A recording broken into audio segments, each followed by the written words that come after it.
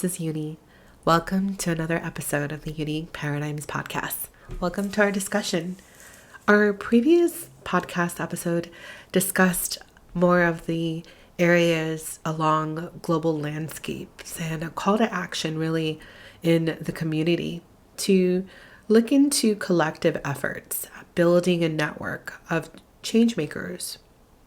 But recently, there has been increased tensions on media platforms regarding the recognition of racism and colorism among Indo-Caribbean and South Asians.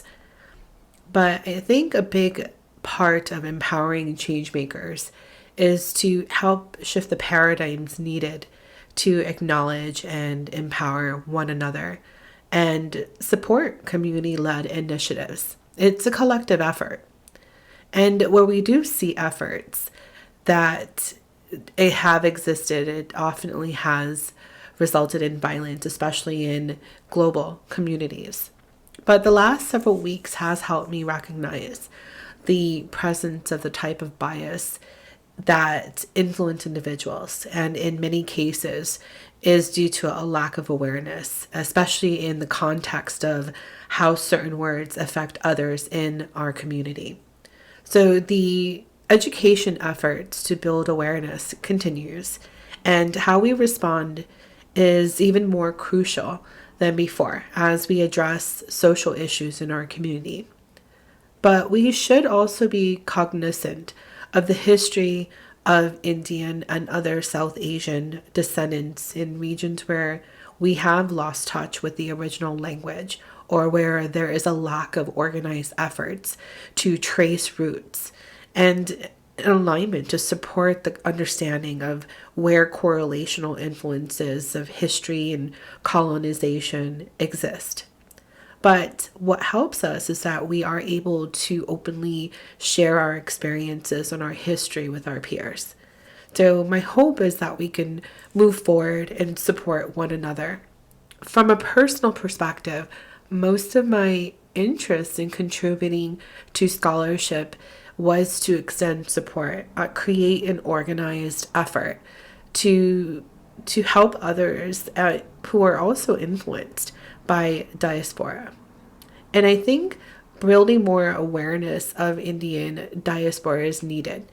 So I share this specifically in the Indian context.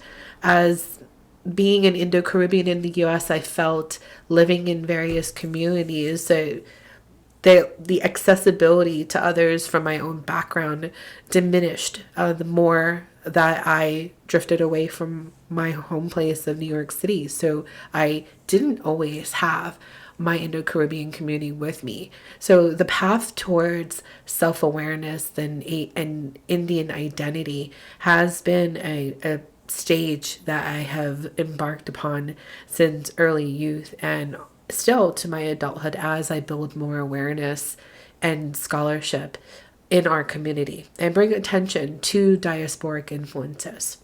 So I do welcome any other perspectives for future discussion. But recently I was approached, and I won't mention by whom, but I was approached why I felt the word coolie was a racial slur.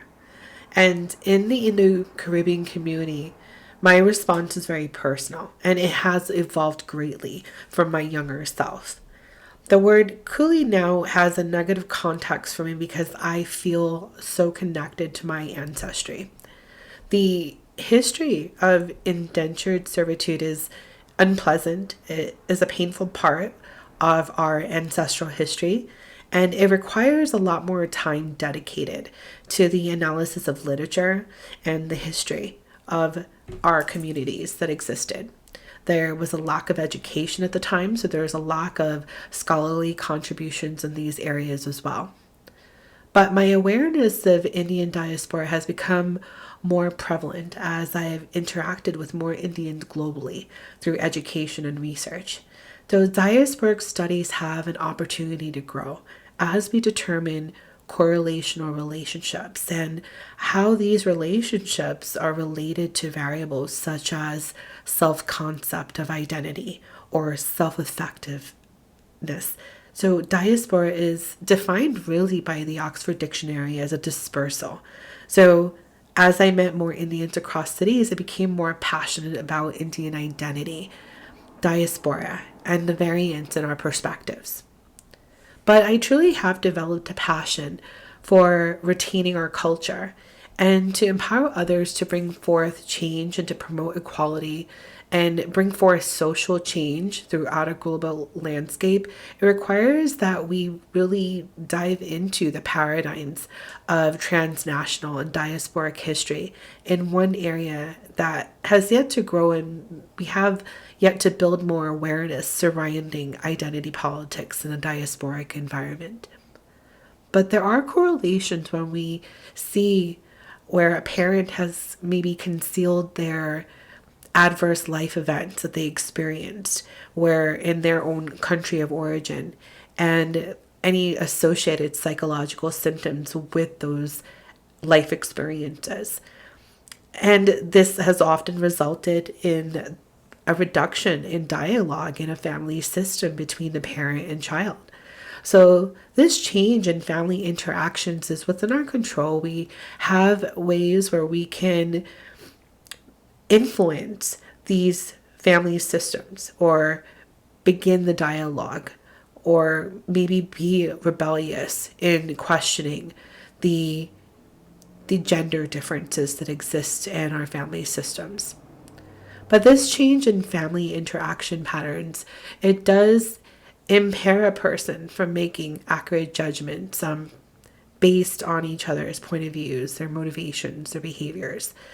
And misunderstandings are often a result from these conversations and interaction patterns. And it does hinder personal growth to a certain extent. But over time, recognizing these dynamics, I have become more empowered by connecting with my family history. I grew a deeper awareness of regional differences between the perceptions of US, the Canada, and other countries in the Caribbean. The nature of my research is greatly fueled by the ability to self-conceptualize and understand ancestral traditions and how they evolve from generation to generation. So as a social activist and a social entrepreneur, I have encountered so many who are fearful of even expressing their opinions. And that is a great reason why I started podcasting, to hopefully connect with more of these individuals to help them find ways to advance their network. I know through my own professional network, scholar reacher, as well as my spiritual journey through Shaktiism, it's helped me recognize diaspora in greater detail, and also how derogatory language has become normalized. A word such as coolie and the derogatory overtone that exists in other countries such as South Africa and Fiji are very similar from countries like Guyana or Trinidad. And as I connected more with my ancestry to India and Indian identity, I learned of where my ancestors came to the Caribbean, how they arrived, and for how many generations were oppressed. And I have to admit, growing up in New York City, coolie was often casually used among Indo-Guyanese. We speak a Creole much like the rest of the Caribbean, where the word has become used across many Caribbean countries. And there is a lack of awareness or a personal preference that has influenced the resilience of the word in our vernacular. I feel that there is a need to educate our community on the usage of the context of the word. The word coolie and the context varies throughout Caribbean countries and the eastern part of the world as well. Also, I grew to see negative contexts and violence, such as racial crimes and attacks, that existed in other countries. Yet in India, it's an accepted term for manual laborers. One of our earliest documentations that exists that brings attention to the word is during the construction of the Panama Canal, where the Chinese and Indian laborers were referenced as coolies. The word has certainly been carried on for centuries. But as we continue to drive for equality, there is a greater need for us to bring awareness to our history and what the word actually brings to the Indian Caribbeans and other Indians. From what I can gather from literature, approximately 17,439 slaves gained freedom in Trinidad. Approximately 69,579 slaves gained freedom in British Guiana. It was an exodus of ex-slaves off the plantations, a critical shortage of labor that really created the need for indentured servitude in the Caribbean. So during the 1830s and the end of slavery brought an increase of this servitude as a solution to fulfill the needs of plantations owned by the British throughout British colonies in the Caribbean, such as Guyana. During that British period, millions of Indians were taken across countries such as Mauritius, Fiji, and other parts of the Caribbean. We can locate archives where contracts were actually drawn and taken to countries such as Canada on ships. The earliest documentation was in 1914 with the Kamagata Maru prior to the Caribbean. So the uniqueness to this was for Punjabi history was because there was a manifestation of immigration policy that was whites only in Canada at the time. So the history behind that ship was because of that immigration policy, they did have to return back to India. So it did require a rerouting of those Indians that were going to Canada to other parts and other countries as well. So immigration schemes were introduced to Trinidad and Guyana as early as 1834 to try to solve post-emancipation labor shortages in the British West Indies. Laborers were really amongst all other parts of the West Indies as well. So this included other parts of Europe, Portugal, China. So we do see a diversity of Caribbeans, a blend of races. In Guyana specifically, the ships that we can locate were the Whitby and the Hesperus over 175 years ago. So they did set sail from Calcutta on January 13, 1838. There was approximately 249 laborers.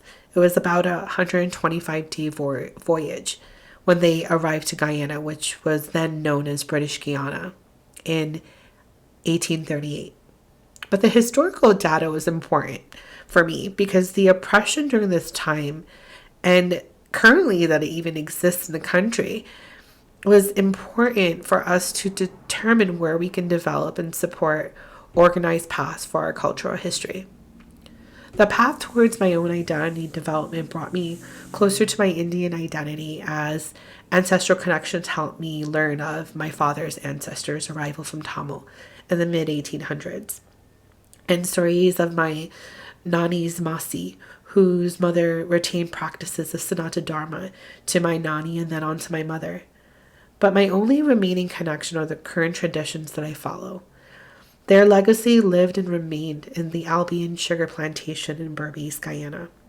Because of that memory, I often think of how our ancestors did not have the access to education, and higher education was even more unattainable. But throughout my journey connecting with my own ancestry, I have sought to determine correlations of where diaspora relates to issues such as racism, colorism, and gendered perspectives. But a literary analysis is really needed for us to examine the historical data, the literature, in ways that we can connect with our history in Guyana. I do seek to expand social awareness and change through programming more organized efforts to educate our community on where our identity stems from, but also helping us to connect to our own history and Indian identity. But we do vary in our view of the word coolie. I do not share the variants, and I continue to empower Indians and Indo-Koreans as we are ancestrally connected. There's a lack of solidarity among South Asians or Desis as well as Indo-Caribbeans that still exists.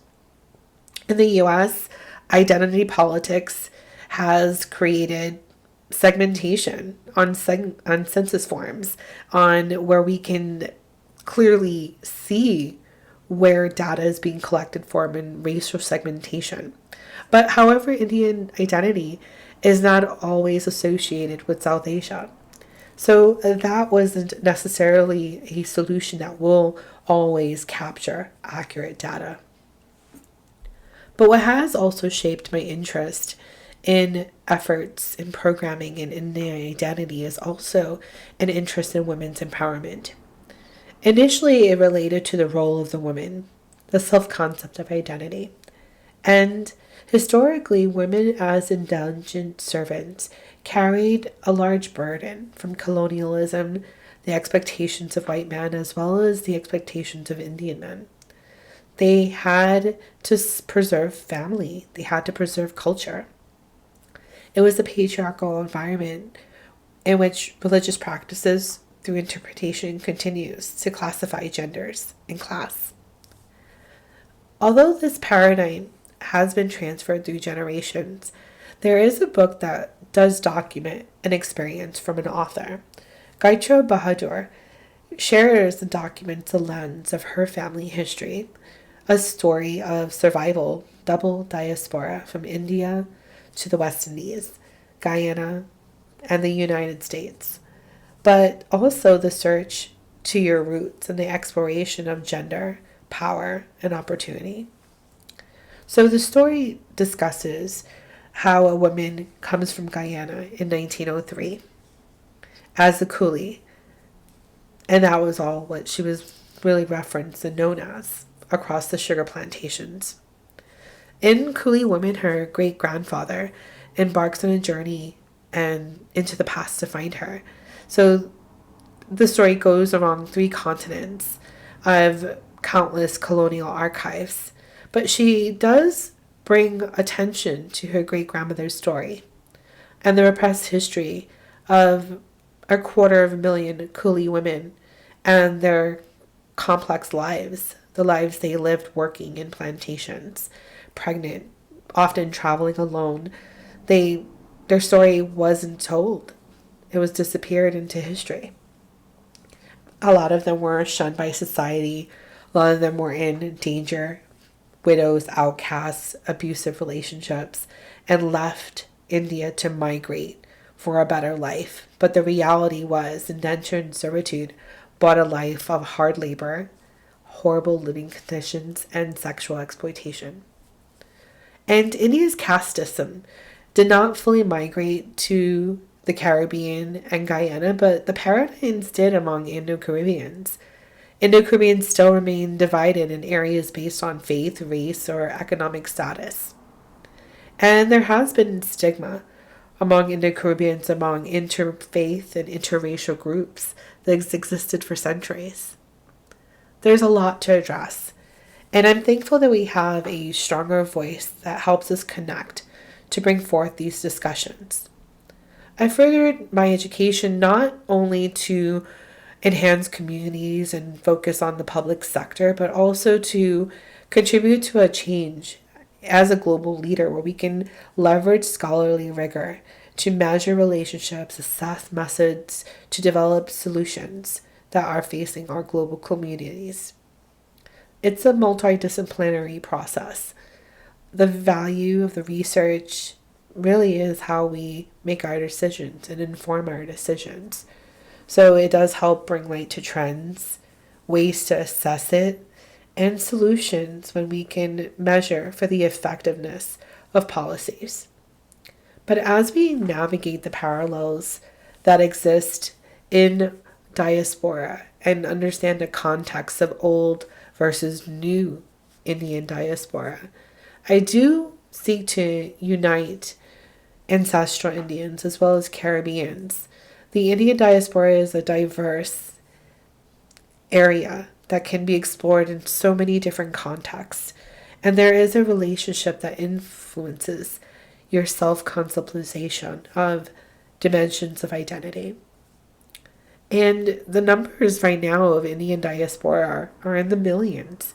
We see a multidimensional richness that exists. So we can shape, as we continue to collaborate and network, how our global landscape will respond to us and our abilities. And understanding the connection to India and South Asia and how we're different will help us navigate ways to enrich our community. And these are just some variables. We see the barriers, and now is the time for us to be actionable and create a social movement. As a leader, as a scholar, it's my commitment to drive awareness to these needs and help empower individuals to make more informed decisions. It's our own unique lens. We're free to interpret and design how we navigate our journey. Continue to shift paradigms, my friends. I look forward to speaking to you all soon.